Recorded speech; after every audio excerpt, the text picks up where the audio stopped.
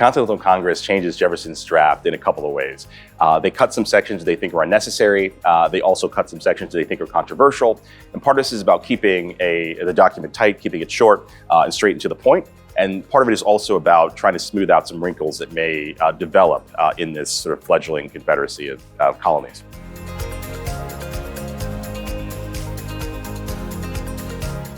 Jefferson was pretty upset about some of the changes that the Congress made to his draft, and he believed that they had actually made it worse through these changes, that these edits had not improved the document that he spent some time working on. There's a couple of references that we get from some letters in the immediate aftermath, but also if you wait 45 years and you look at his autobiography, when he's writing it, one of the things that he includes is the original version that he wrote, and then with the edits added to them. And you think if someone is still bringing this up 45 years later, it's a pretty significant sort of concern for him. And I think he wanted to show people, this is what I wrote, and this is how they've changed it. To me, it seems as though he is still a little bit upset.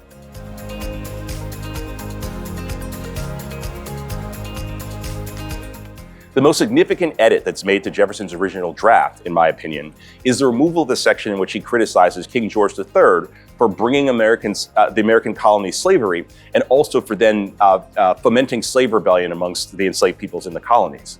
And Jefferson offers a very scathing critique of George III in this, and I'm going to share a little piece of that here. Jefferson charges King George III with waging, quote, cruel war against human nature itself, violating its most sacred rights of life and liberty in the persons of a distant people who never offended him, captivating and carrying them into slavery in another hemisphere, or to incur miserable death in their transportation.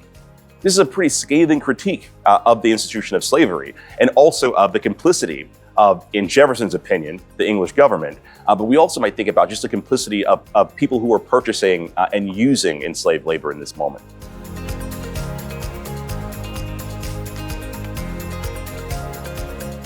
I think that this edit and Jefferson's original text served to highlight how complicated Jefferson was as a person.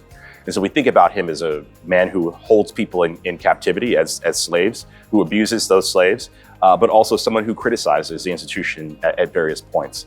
He's a complicated person, like many of his generation, like many people of his generation. And I think that as we explore the path, we should always keep that in mind.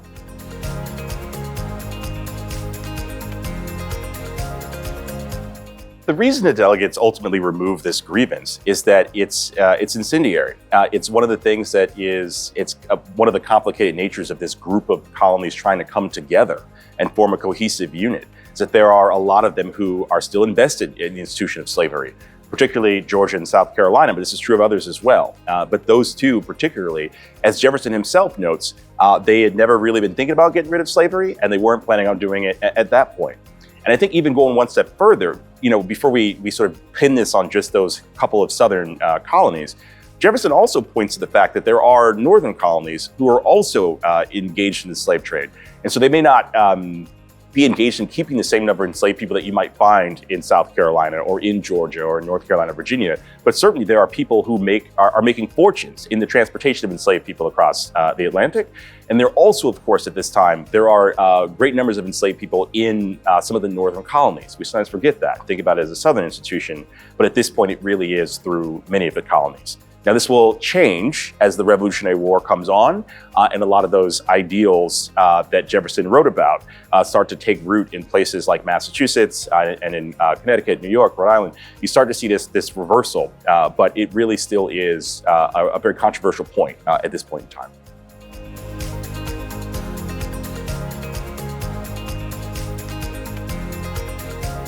Now that you've been a part of this conversation, I'm curious about something. What do you think was lost when Congress removed this section from the draft?